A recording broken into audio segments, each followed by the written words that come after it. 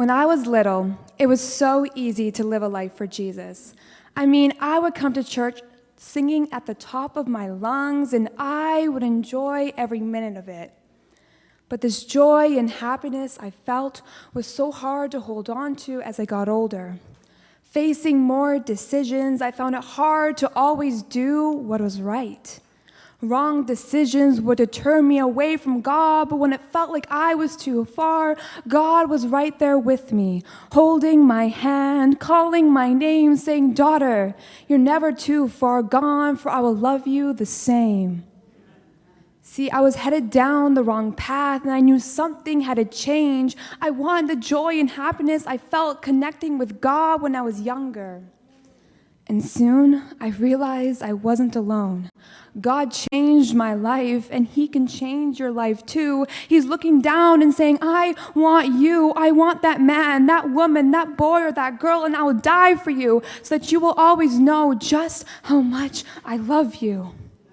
I sacrificed my life so that you would be something instead of nothing. I've turned water into wine, raised a child from the dead each time. Child, there's nothing that I can't do.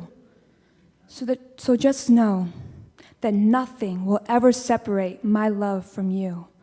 Nothing." And I know sometimes it's hard to stay on the windy and narrow road, but just look at some of the great heroes in the Bible who struggled to live their life for Jesus all the time.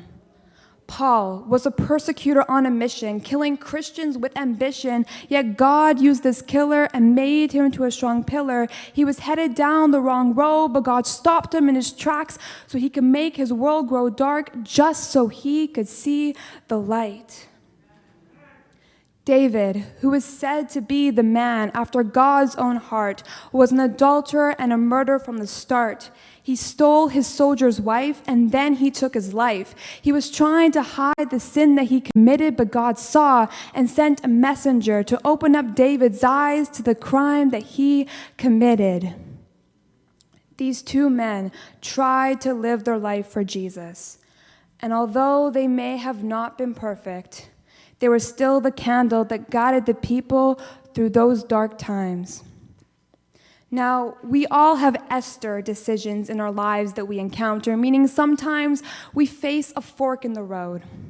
One way says to listen to God, but you risk being judged by the world. And the other way says to do what you want, stay silent, or give in to the temptation, but you risk being judged by God. What will you choose? Will you turn your back on God, the one who created you, molded you into the person you are, the one that caught you when you fell so it wouldn't leave a scar, the one that was there for you when you fell so far, the one that gave his life so that you could be a shining star? Or will you let the world's judgments disintegrate into ashes from the fire you set with the matches that are given when you make the choice that matters? Live a life for Jesus. Now, I know it's hard, and sometimes you may not know what to do, but just know that God is only a prayer away from transforming your life so that you can live out your purpose as a child of God. It makes a difference how we live and how we act. And I know this is probably already a learned fact, but if people see you get drunk, smoke, swear, gossip, bully, cheat, and then hear you say, "I'm a Christian," you are sending a deadly message that all of these worldly styles are okay to be in.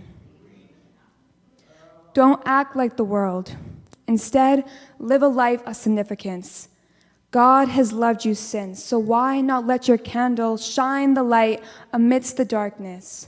For I do know this, that only God holds the key to turn the door to help set captives free.